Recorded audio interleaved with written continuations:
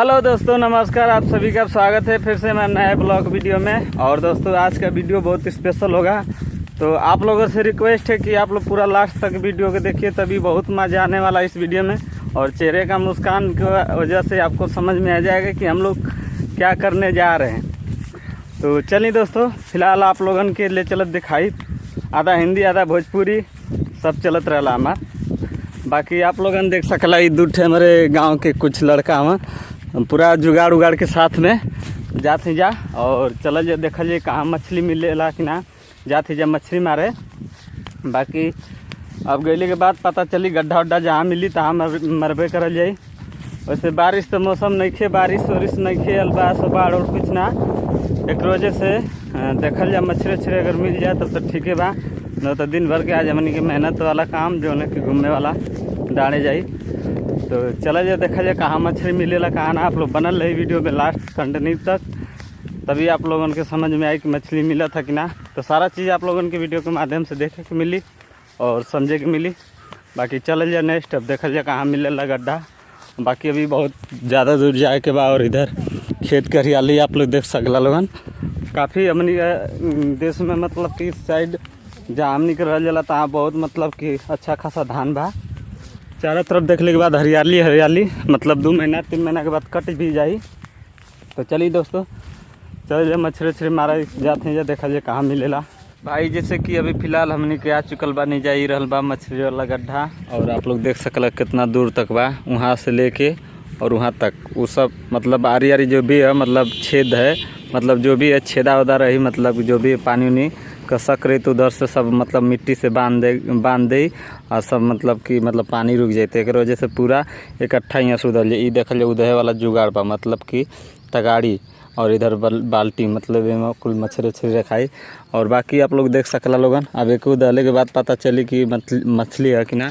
तो बहुत काफ़ी मेहनत लगी, अब देख सकल जल मतलब कितना समय लगी।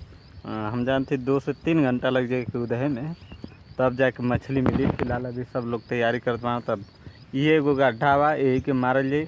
अब देखल जाई लास्ट में कितना मछली मिला था कितना ना, आप लोगों के सारा चीज़ पता मिल जाई और सारा चीज़ देखे के भी मिल जाए। तो चलल जा, आप लोग भी एकदम बनल रही, अब देखते हैं कि मतलब मछली मिला था कि ना। दोस्तों अब ये जो कि उदाने की तैयारी चल रही है, देख सकते हैं पानी वाला उदाने के लिए जुगाड़ पूरा कैसे है।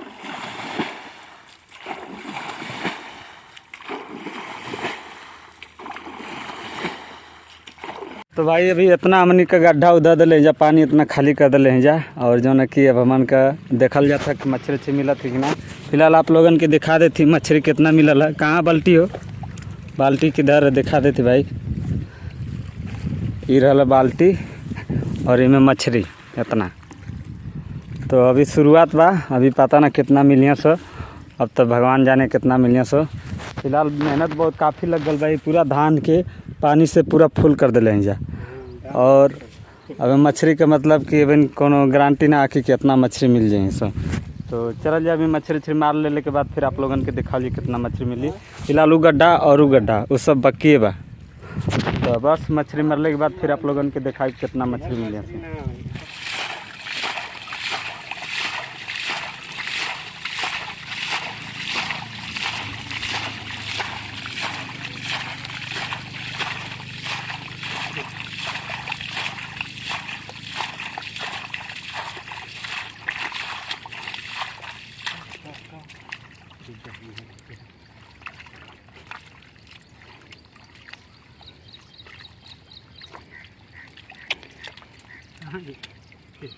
पकड़ाई पकड़ाई, अरे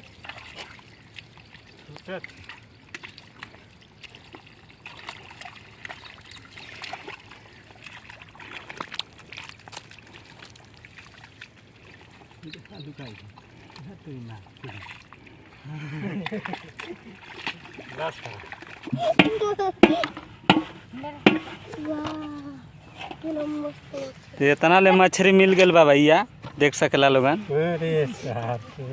और ये मछली मारे वाला आदमी हम।